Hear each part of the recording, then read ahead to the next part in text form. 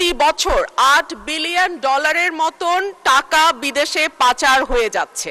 এটি শুনতে বা বলতে যেরকম সোজা মনে হয়, হাজার হাজার পণ্য বাংলাদেশে আসে।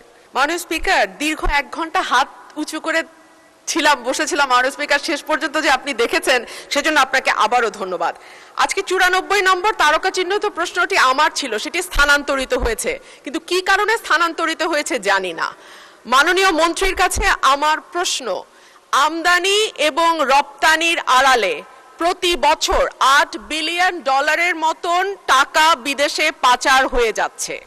মাননীয় মন্ত্রীকে আমাদের বলবেন এই ধরনের পাচার বন্ধ করবার ক্ষেত্রে বাণিজ্য মন্ত্রণালয়ের কিছু করবার আছে কিনা, যদি থাকে সেটি কি, এবং এই ব্যাপারে সরকারের কোনো উদ্যোগ আছে কিনা। ধন্যবাদ মাননীয় স্পিকার। ধন্যবাদ মাননীয় সদস্য। মাননীয় মন্ত্রী। আমদানি এবং রপ্তানির আড়ালে $8 বিলিয়ন পাচার হয়ে যায়।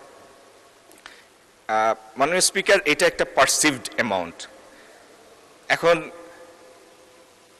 আমদানি রপ্তানির আড়ালে আমদানির অনেকগুলির মধ্যে ট্যারিফ আছে, সেই প্রাইস ফিক্স আছে, অনেকগুলির মধ্যে পিএসআই আছে, প্রিশিপমেন্ট ইন্সপেকশনের ক্লজ আছে।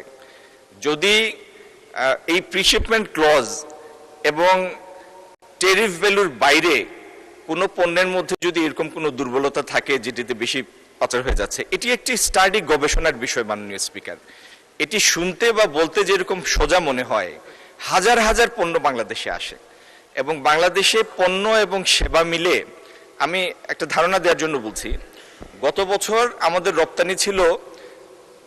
আমদানি ছিল 67 বিলিয়নের মতো। 67 বিলিয়নের আমদানির মধ্যে এবং 55 বিলিয়নের রপ্তানির মধ্যে, তার মানে প্রায় 130 বিলিয়নের আমদানি রপ্তানির অর্থনীতি এই দেশটি।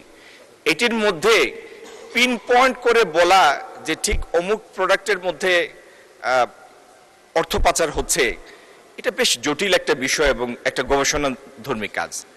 মাননীয় স্পিকার, এই ব্যাপারে আমরা সচেতন আছি, আমরা স্টাডিও করছি। যদি আমাদের নজরে এরকম কোনো বিষয় আসে, আমি হাউসকে আশ্বস্ত করতে চাই যথাযথ ব্যবস্থা আমরা নিব। ধন্যবাদ। ধন্যবাদ মাননীয় মন্ত্রী।